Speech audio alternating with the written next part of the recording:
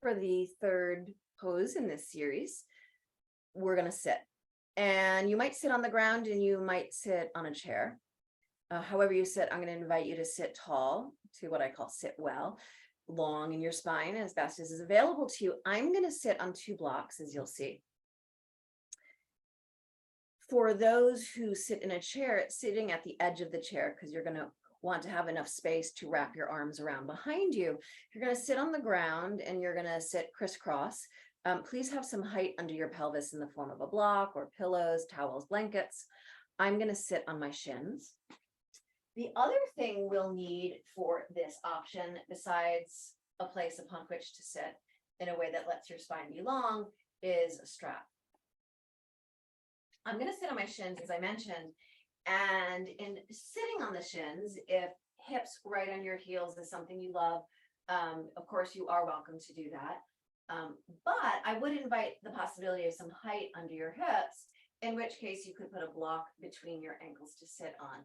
And I'm just going to show you my favorite way to put blocks between my ankles, which is to say I'm going to have 2 medium height blocks. And notice they're making a little bit of a letter V shape. A little bit of a letter V shape. My butt bones are going to be right on them.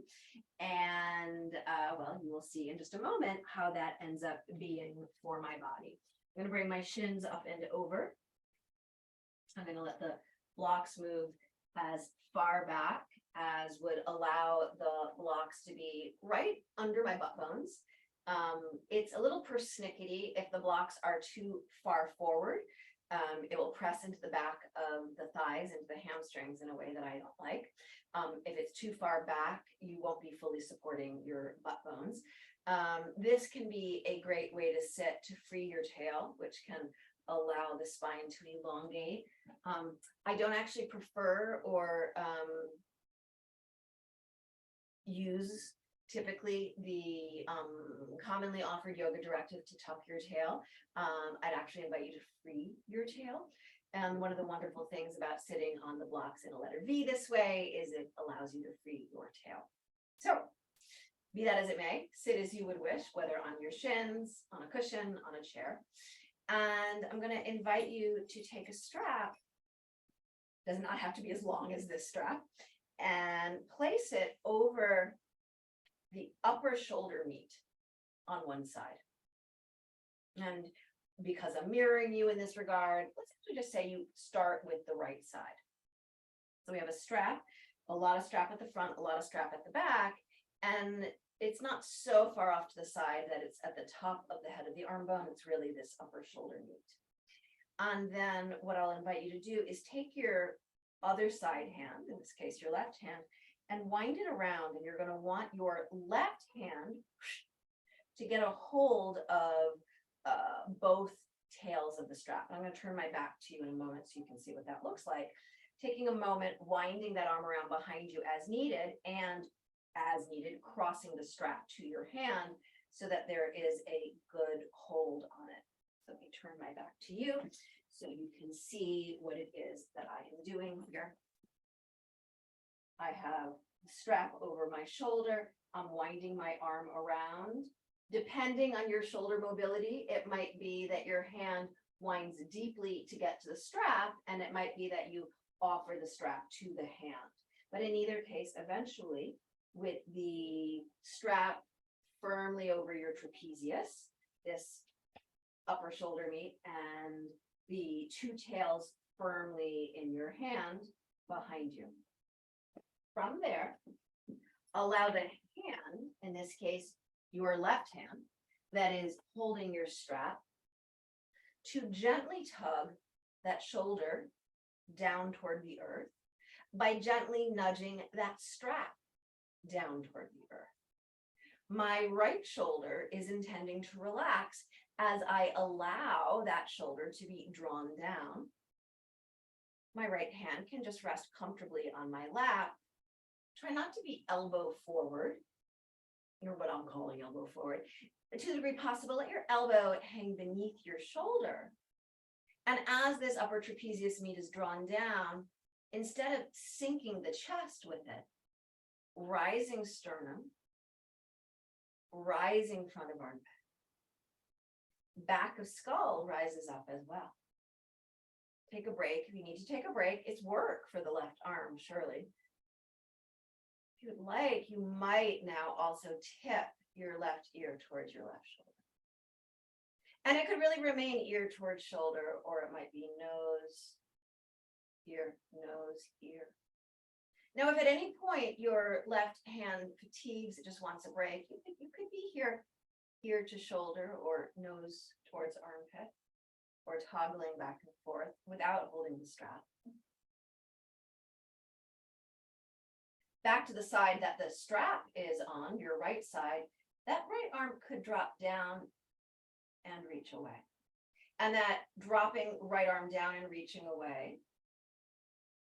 away from the drop of the head, could be without holding the strap, or could be in conjunction with the strap.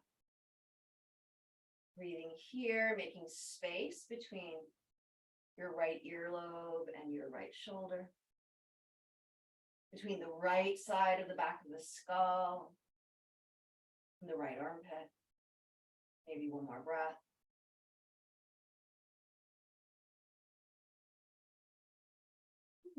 Eventually coming up,